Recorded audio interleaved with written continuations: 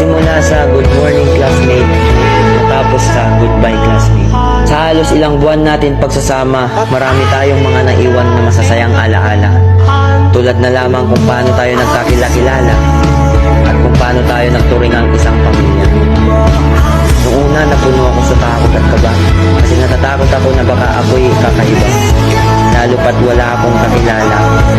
Pero sa pagdaan ng ilang araw, unti-unti kong natatanaw na ang tayo ay nagkakaisa at naging isang pamilya. Classmate, salamat. Sa bawat tawa, sa bawat kopya, sa bawat bully, at sa bawat alaala na ngayon ay natapos na, sa bawat kwentuhan na punong-puno ng kalokohan, ay nabuo ng ating samahan na malabo kong makalimutan.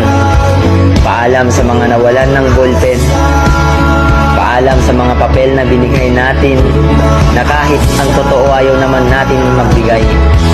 Paalam sa mga chicherya na baon ng isa pero pagkain ng buong barkada. Paalam sa ating mga kwento na hanggang sa alaala na lang natin mabubuo. Paalam rin sa mga mahal natin na guro, salamat sa inyong mga itinuro. Paalam sa isang taon nating samahan na sa mga alaala na lang natin mababalikan. Hanggang sa muli, classmate.